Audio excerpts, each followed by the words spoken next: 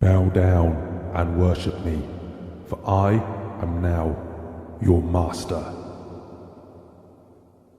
I don't know, was that a little bit over the top?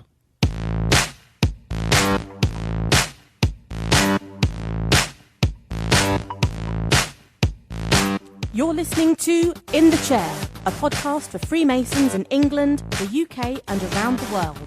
Find out more at masonicpodcast.com. But first, welcome your host, Robert Bone.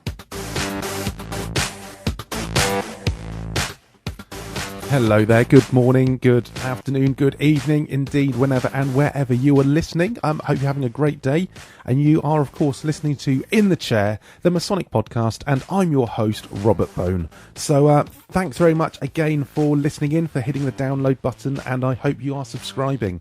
I hope you're having a great day, and as you can probably tell with that little intro, I am now a worshipful master of my lodge, Kennet Lodge, my mother lodge, held within the Masonic province of Berkshire in the UK.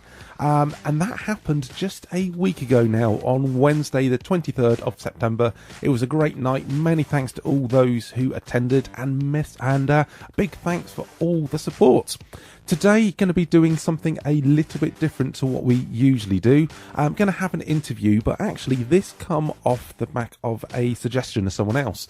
And today's guest is actually going to be myself. The reason is at some point, and I can't find who, I tried to look back through the timeline to work out who it was, but someone suggested on Twitter that I should actually interview myself. Being master of the lodge, I think they said, "Oh, now who's next for the interview yourself?" And I mentioned this to someone, said, "Oh, yeah, someone suggested this," and someone in my lodge actually said, "Well, actually, that's a good idea," because of course we don't know who you are, and that actually really come home to me because during my installation night into the chair, of course, we have the meal afterwards, and the person who installed me, the immediate housemaster, stands up and does a little bit of a speech and of course, naturally, he says a few things about me, and he had got a bit of information about me beforehand, and chatting away, and it was surprising, actually, that people who know me for maybe the last 6-7 years didn't actually really know that much about me outside of Masonry. They knew when I joined, they know what I do for a living and those general things. But there's a few bits of information that they said they found that interesting. And then someone said, of course, your listeners to the podcast as well, they just know you as a name, they know you as someone, but they don't actually know who you are. And of course, you're doing all this interviewing with people, finding out about them. And now, and we now genuinely have got quite a few people listening to this. So I do appreciate every one of you. And someone said, well, it might be an idea just to actually have an episode, especially now you're master of the lodge, to just explain who you are and why you're doing what you're doing. So I thought, well, to be honest, that was a good idea. So I thought might as well do that. So let's see if I can do this. Get on with the interview. So.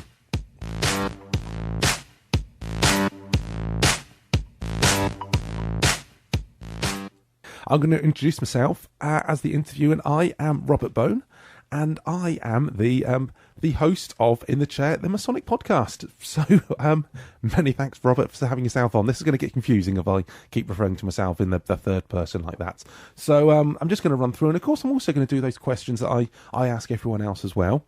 So let's really just start off with things and actually ask why did I start this podcast?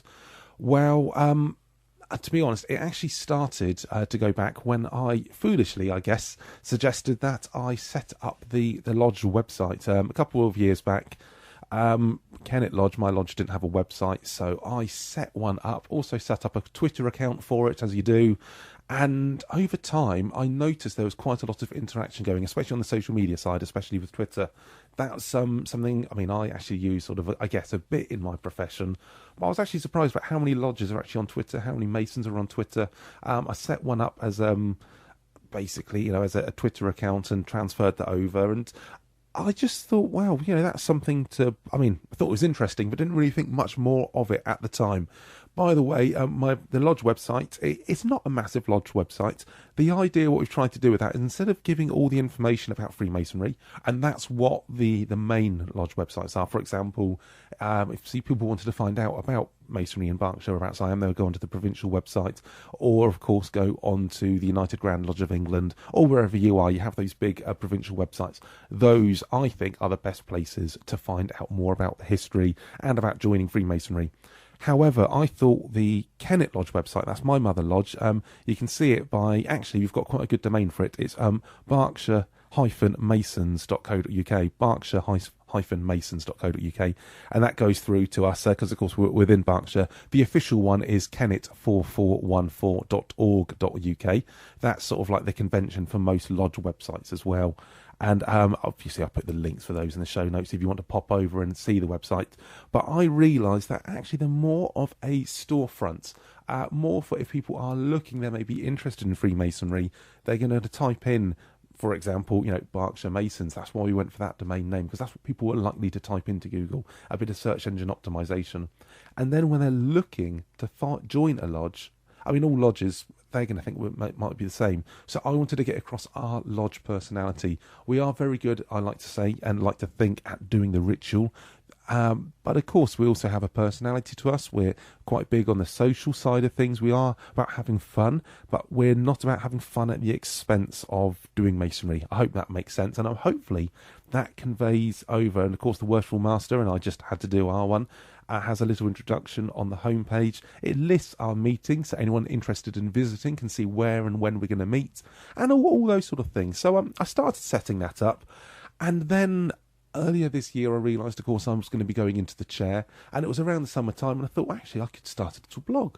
That would be a good way just to record my journey, my experiences. Didn't really have much of an idea for it, so I bought the domain name in the chair, where it's actually in-the-chair.co, that's co.uk. And I thought, wow, I'll set up a little blog. Don't really know what's going to happen. Just record my experiences, what I'm going through.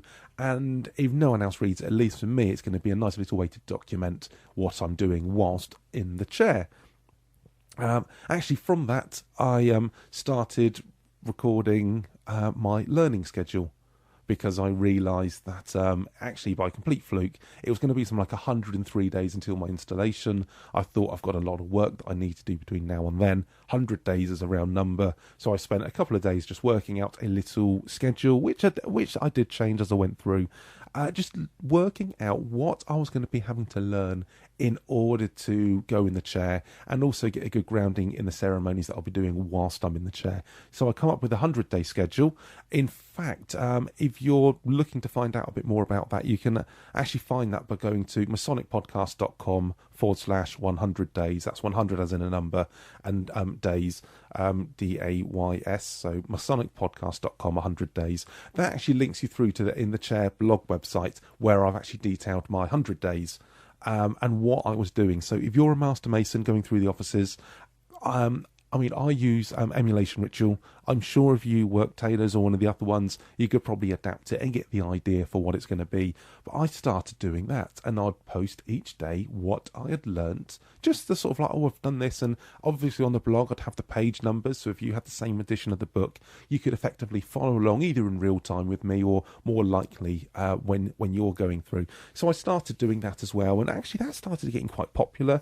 I had a few other little blog entries, a few other little thoughts about when's a good time to learn ritual, and those sort of things. And the idea being is, once I do that up to the build up, and then as I start going through the chair, I will then actually be doing reports when I go out visiting, any thoughts and observations I make along the way. So that was going to be the plan for that one, and that seems to be going. But over the way, for some reason, and actually just to go back to that, it's basically to make a resource. So yeah, of course it's going to be a record of my time, but as I said, really a resource for others. So if you are a Master Mason, you're looking to go through the chair, then hop over to the in-the-chair.co.uk website, and hopefully that will give you a bit of ideas and my experiences on the way. I want to record them, so if I make any mistakes or anything I think, if I was to do this again, I would do differently, then hopefully you can look through there. It also links onto, obviously, books. We've had a few of the authors actually on those books. For example, Rick Smith in episode 3, who talked about learning the ritual. It links through to those, so you can actually go on and you can buy those books. Some recommended reading as well. So a bit of a resource, and that was the idea. I'm not, I admit, a writer. I can force myself to sit down, but from my job, I'm more of someone who actually stands up and talks. And for me, I thought, well, actually, I listen to podcasts. I will start a podcast. I mean, the blog was called In the Chair, so it makes sense. I'll call it In the Chair Podcast, and it'll run alongside. That was the plan. But then as I started getting more involved in the project, both projects, I realised, as I started to do a few tests, do a little bit of market research, thanks very much to people who filled in a little form that I did actually put out on Twitter, and that actually guided me to how long these should be, what sort of thing you want me to talk about on the podcast. I realised that actually having a podcast to mirror the blog probably wasn't going to work too well. So I set up a separate website, and that's the masonicpodcast.com, and that is purely for the podcast. So although they're both called In the Chair, I know it's a little bit confusing. It did take me a while to sort of work out the two separate brands. There is going to be some obviously cross-pollination, I guess. I'm going to be talking about things that are on the websites, and probably on the website I'm going to be talking about things that are going to be on the podcast. I'm going to be mixing and mingling around. Things are going to be coming up, but the idea is that the two can work independently of each other, and of course both will continue after I've gone through. We'll cover that a little bit more about the future of those sort of things in a minute. So really, well, that I guess gives a bit of an idea as to why I've set up the podcast, why I set up the blog, and a little about me on the, I guess, on the Masonic side of things. So let's go a little bit back, because people sometimes say, well, who are you? I'm Robert Bone, as I said, and from the Masonic side of things, I joined Kennet Lodge in 2009, and I went through the offices pretty quick. I did actually skip Inner Guard. The reason is because when I was a steward of the lodge, the person who was meant to be junior deacon only actually managed to do one or two of the ceremonies. I ended up getting dropped into doing junior deacon at pretty much the last minutes. And what happened then is when it come to, normally you progress up an office, and actually people thought, well, hang on a minute, you've sort of spent most of the year actually being junior deacon. Instead of dropping back to Inner Guard and then having another year as junior deacon, might as well continue with junior deacon. And no doubt, once I've gone through the chair, there'll be a time when I will find myself having to step in as Inner Guard. But I've gone through and done all the deacons' offices and the wardens' offices. And of course, I know from our conversation with Barry Lowe a couple of episodes back about in Scotland, there are some other offices that you have, but I've gone through those main offices, and of course got installed as Worshipful Master, which basically means if you're not a Mason, you think Worshipful Master, that sounds a bit odd. It's basically I'm the person that runs the meetings. I sit in the chair, hence it's almost like I'm the chairman of for the year, you could almost think, the club chairman for the year. That's probably the non-posh way of saying it. But who am I and what do I do? Well, I think I've mentioned it, and I know other people have mentioned it briefly, but I'm actually a professional magician. Well, I call myself a magician and mind reader, and the posh way of saying it is as a demonstrator of extrasensory curiosities. Basically, I go around to weddings and parties and even ladies' nights to entertain people, either mingling around close-up, doing close-up magic, card tricks, that sort of thing. I also have a cabaret act that I do, which is great for corporate events and after-dinner shows, those sort of things, where I stand up 45-minute show, and that focuses on the mind reading side of things. And what I love about doing that is it's great fun at the time. I'm interacting with people, but also it creates the talking point for people to be chatting about afterwards, gives people an experience. And of course, in the show, everyone's all selected at random. If you want to find out more, and I know actually I don't have a sponsor for the show. I'm doing this off my own back. I've invested a bit of money in buying these things and in all the hosting and everything, quite a bit of time. So no sponsor. So I might as well sponsor it myself. And I take the opportunity to say that, of course, I am available for all weddings, parties, and of course ladies' nights. I do go all around the country in the UK. I've got a passport. If you want to pay for flights, I'm willing to go anywhere you want me. Actually, pop on over to my website. It's robertbone.co.uk. That's robertbone, B-O-N-E, robertbone.co, that's co.uk. Have a look on there. Have a bit of a poke around, actually. I've got loads of different video bits. You can follow the clips onto YouTube, actually see me doing what I do. It's quite an interesting job, and hopefully you find that a bit interesting. And people actually often ask me, well, how did you get into that in the first place? And actually, I used to be a mortgage advisor. I was trained as a financial advisor. I used to actually sit in an estate agent's where people would come in to look about buying houses, and whilst they were looking, they'd talk to me, and I would arrange their mortgage for them to do the purchase. And I had been doing that probably for about 5 years. I'd actually hadn't been into magic since a child. I actually got into magic as a bit of a hobby whilst I was on a training course to be a mortgage advisor, because I was already a mortgage advisor somewhere else. I moved to a different company. They sent me on a training course. I was bored because I was already qualified to do it. I got a pack of cards out and a book on teach yourself card tricks, and genuinely taught myself a whole new career. But in 2006, I've been doing that a while. I was a little bit, I wouldn't say bored of doing it, but I was a bit bored of doing it. So I quit that job. I moved on and handed my notice in and thought, let's give it a go as a magician. Of course, that happened to be a year or two before the property market crashed. The economy went to wherever the economy went. It was quite a terrible time, and all those people that thought I was crazy for quitting a job as a mortgage advisor suddenly realised that I was actually out going to parties and events and having a great time. So it's just weird how it works. So that gives a little bit of an idea about me. Obviously, I'm not here to plug me. I'm here to talk about Freemasonry, but there again, I have a mortgage to pay. Feel free to get in contact. So anyway, back probably to what we're really here to talk about. So that's really like the history of the blog, the In the Chair blog and the In the Chair podcast, and why I set it up. So what of the future? Well, the regarding the blog side of things, I do want to continue with that. Of course, I started that, as I already said, that 100-day study guide for Mastery Lex for people that are coming up to the chair. What I'm also going to be doing, I mean, the idea of that, going back, is to get you prepared for the actual installation itself. So it's not 100 days to learn just the installation. It was 100 days to learn the installation. And, I mean, barring the memory blankness, that no amount of revision, and that was quite an embarrassing moment. But when all of a sudden, after saying this, all this 100 days, the very first thing I had to say when I was installing my Past Master, when I was installing Paul, I just looked at him, and to be honest, I couldn't even remember my name at that point in time. But once I got momentum going, it was fine. So, the idea is to get you prepared for that and also give you a grounding in the other ceremonies. And what I'm also going to do is to then do for each one, would do like a 28-day or a 4-week refresher course. So the idea is over the period, over the 100 days before you go in the chair, you're getting up to speed on the installation, a good grounding in the other ceremonies.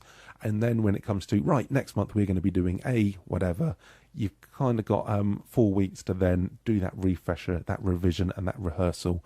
And so I'm sort of putting that together. And of course, I'm doing that as I'm going through it. But hopefully that's going to be a good resource for people. I was thinking actually of, once I've done all these, there'll be all these blog posts, and of condensing them down with a few other tips into a book, whether that would be downloadable or something that people might actually be able to purchase. So you'd sit and cross-reference it, and it would just be basically like your old your school revision schedule. So that's the plan for it. But I've taken the hard work out of it for you, so that you're going to know that you're going to have learned all the bits that you need to know, and not just concentrate on those bits like the obligations, but then forget how to do those little transitional parts, which is something that I kept on forgetting until I worked the plan out.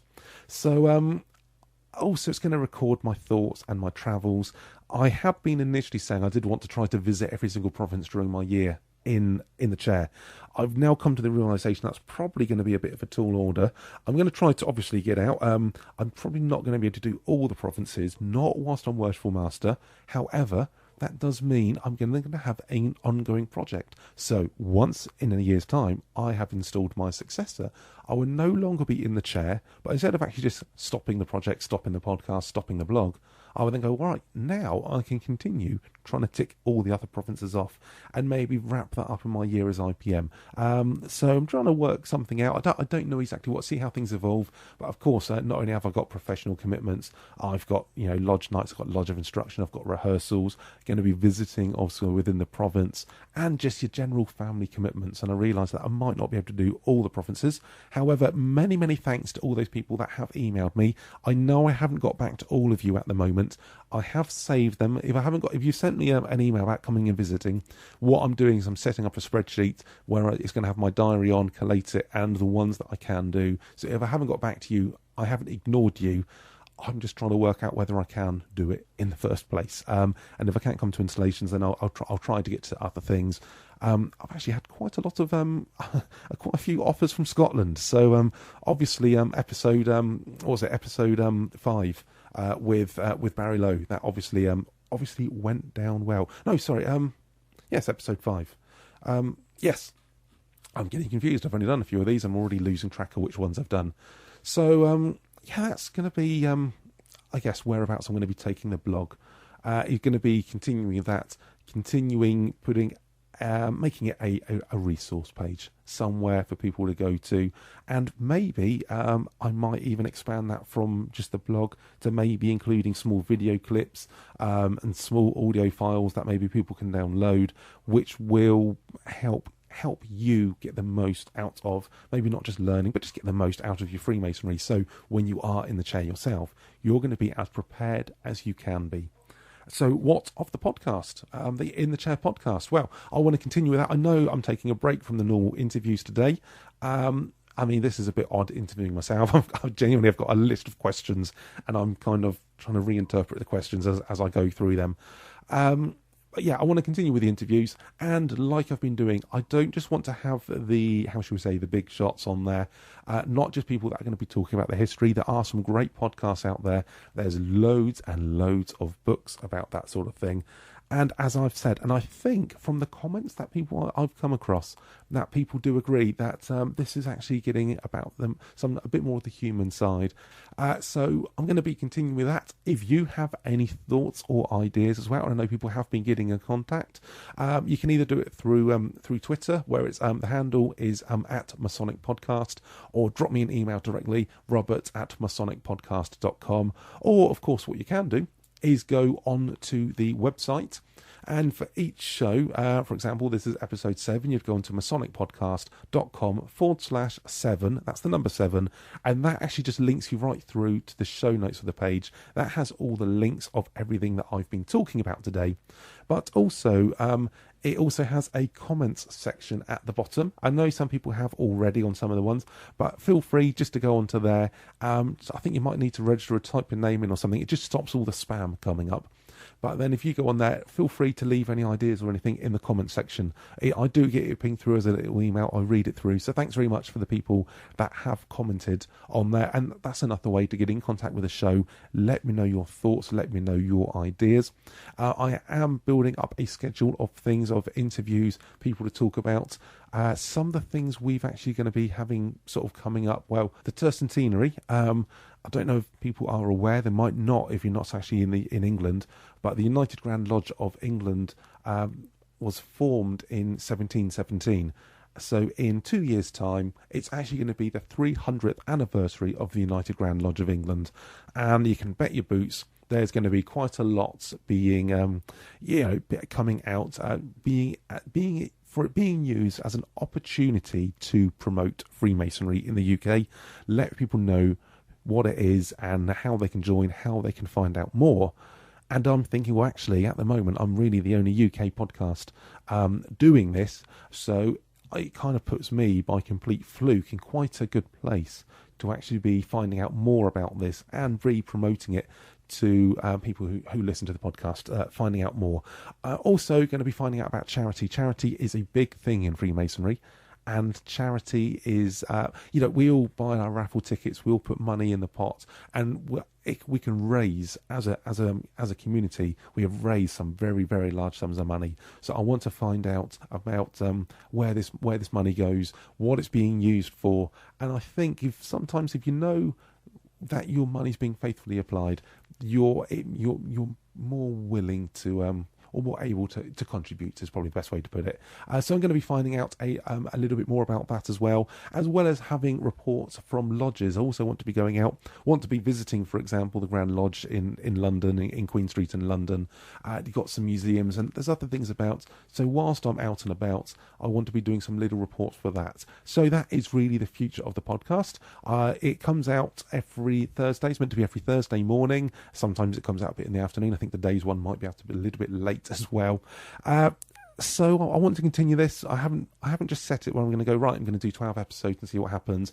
I'm just going to go, and we seem to be growing on numbers. More people seem to be subscribing and downloading to it every week. And I think as quite a lot of lodges are starting in autumn for their Masonic year, I think as people start getting together again, chatting at Lodge of Instructions and rehearsals and after lodge meetings, hopefully more people are going to be doing it. So please, please, please do mention it. If you do enjoy it, mention it to your brethren. If you have a little newsletter that goes out, or maybe you're a secretary of the lodge, or you could just email secretary of the lodge. Let them know. I've tried to keep it as simple as possible by getting that masonicpodcast.com domain name. Go on to there. That also links you through to iTunes and Stitcher. Or the easy way to do it is masonicpodcast.com/iTunes, and that will take you through to the iTunes page, or masonicpodcast.com/Stitcher. And that, of course, takes you through the Stitcher page. So those are for the Android users, So I've tried to make it as simple as possible. Of course, if you go onto iTunes, type in the chair Masonic Podcast, it should turn up. The logo, I was actually quite pleased when I come up with that, is 2 microphones that make the little the compasses, and the words in the chair is set out as a square. So if you're just flicking through it, hopefully that should catch your eye and you should go, yep, that's that looks Masonic. So and it's on a yellow background. It's blue on a yellow background. I know yellow is not a Masonic colour, but it seemed to work better. So that was just purely artistic design. So please do let people know, and that the more listeners I get, the more feedback I get, then I know people are listening. When I started this project, I genuinely didn't know if it was just going to be a handful of people from my lodge and a few friends and the odd person that found it and come through on Twitter. But it actually now seems to be building up actually a little bit of a community of people, which is fantastic.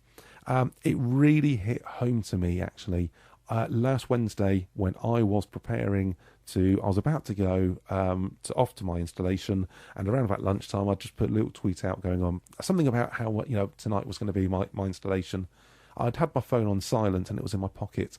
I genuinely thought my phone was ringing because it was buzzing away. I took my phone out of my pocket, and it was just actually tweets of people replying and favoriting and retweeting and sending me messages of encouragement and direct messages and emails, and it just seemed to be permanently buzzing because all those notifications were just coming through, and it was just absolutely crazy. And it really showed me how people and these are people I don't know, people I've never met, and I thank each and every one of you because it really did show me what a great community that Freemasonry is, and that brethren from all over were getting in contact and wishing me luck and wishing me support, and that really did humble me. I know that's a word that's thrown about quite a bit recently, but that is something that really did mean quite a lot for me. So if something like that continues, then absolutely going to be continuing with the podcast, getting more listeners, and of course when I start getting more listeners, more downloads as well, more people are going to want to be coming on here. I'm going to probably then start getting some of those bigger names and really getting some of those interviews, which I'm happy just to build up to, and I'm waiting for them to come to me and for people to go, hang on a minute, everyone has been talking about this, I want to get involved in it. And I can only really do that with your support. So please, as I mentioned, let people know about it. It also really helps if you can also rate and review it on iTunes and Stitcher. Use those links that I said before. With iTunes, someone saying they couldn't leave the review. Of course, what happens, the link goes onto the website. So you can actually just download it off of the iTunes website. In order to rate and review, what you need to do is just click the little button that says open in iTunes. Open it actually in your iTunes app on your computer, or probably on your phone or iPad or something. And then you can sort of obviously just click leave a review, leave us a few stars. I know I've already had some ratings already, and at the moment the average is 5 stars. So absolutely appreciate that. I've had people comment that they thought I'd been doing this for ages. No, genuinely, it was episode 1. Well, actually, no, I'd done a little test one which didn't actually go out on iTunes. That was the first time I'd literally talked into a microphone to do a podcast. So thanks very much. Obviously, it's coming across quite well, and I do appreciate all of that. And actually, what was amazing is the other day I was searching for something. I was trying to find something on, obviously Masonic based, on Google. I typed a few bits in, and I found a thread on Reddit.com about Freemasonry, and someone had actually mentioned, because of course this podcast was actually mentioned on an American-based podcast, Whence Came You, And got a mention on there, and yeah, I definitely saw a spike in downloads that day, especially from the US. And I think I still have got lots of listeners and visitors onto the website from the US. So hello from across the pond. I hope you are enjoying it. I know I'm based in England, but hopefully what I'm talking about actually really applies to wherever you are. And I mean, people from about 25 different countries have downloaded this, and that's amazing. And there I am, sat basically in the office in the back room of my house, near Reading in Berkshire in the UK, and people from Australia are listening to this.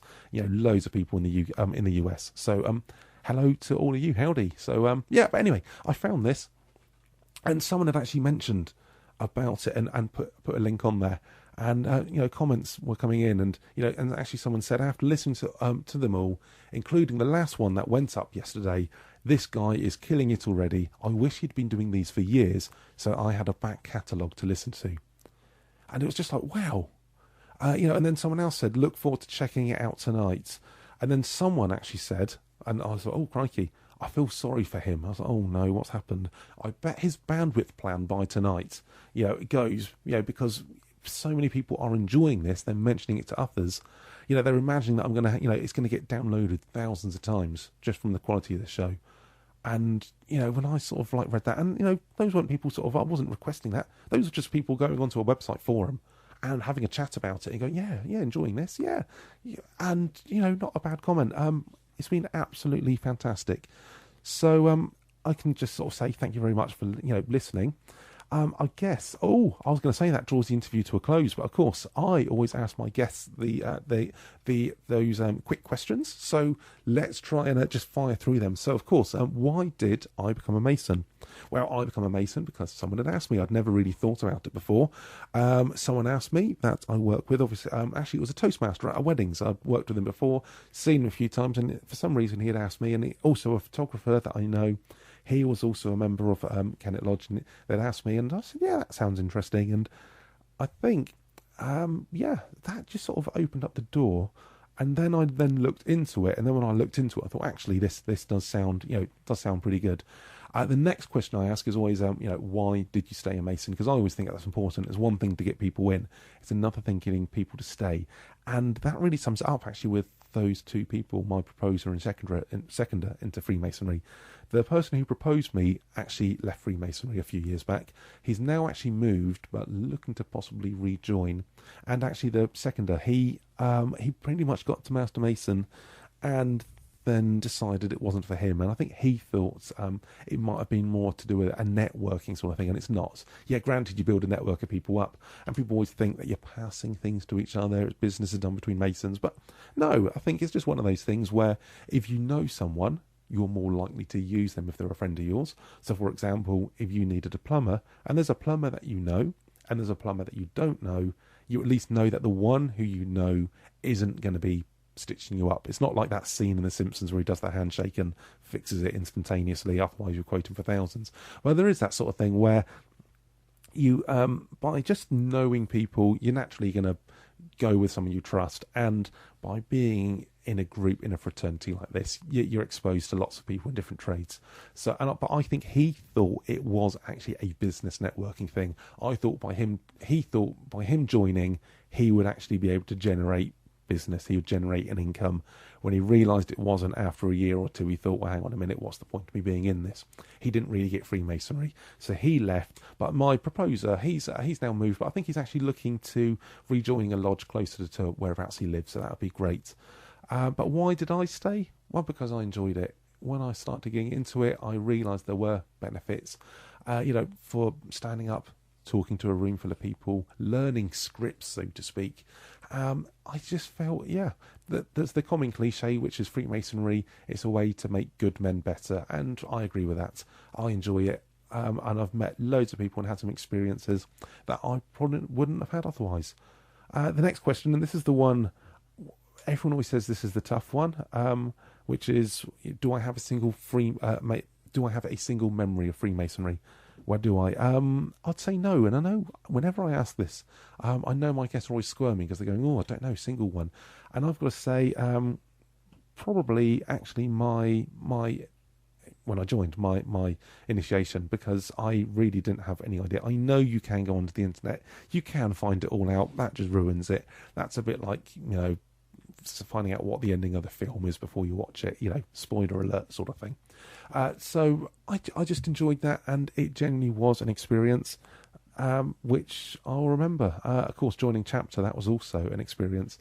And I've got other things, there's been various, fun things at ladies' nights, and just the whole. So I know I always try to push my guests to have a single memory, but I have so many. But if I had to narrow it down, I genuinely would say it probably would be my.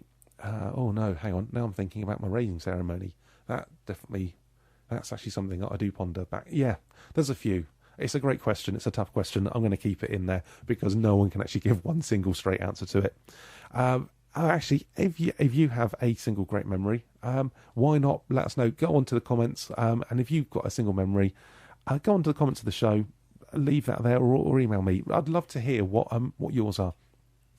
So any advice on people interested in joining Freemasonry? Well, yes, do it. As I've said more than once on here, if you are interested in joining Freemasonry, it normally means that you are the right sort of person for Freemasonry. Just by default, by having that interest in it, shows that you're someone that would be interested in doing it, and therefore you are a good person for it. As I said, it's not a business networking thing or something like that, as long as you realise that. Yeah, granted, sometimes, I've got business, I've got bookings, like I was saying about, I've done ladies' nights before, but people have booked me from ladies' nights because they've seen me elsewhere, and they've gone, actually, this guy, he's a good magician, he would be good for a ladies' night, not because of me, happening to be in a lodge.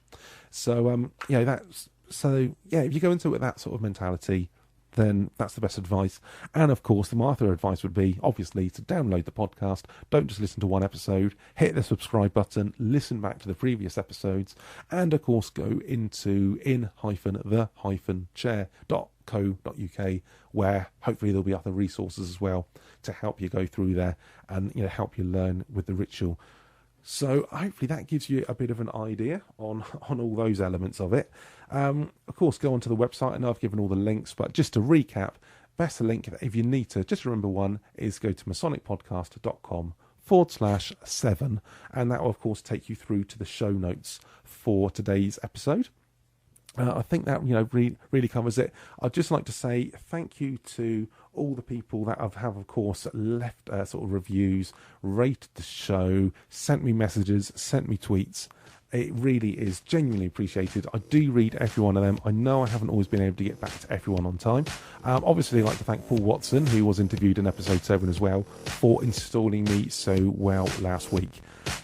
So I might as well get on to sign off. Hope you've enjoyed today's one. It's been a little bit different than usual. Hope you found out a bit more about me, and of course usual service will be resumed next week. We'll be having another interview. Thanks very much for listening. Speak to you again next week.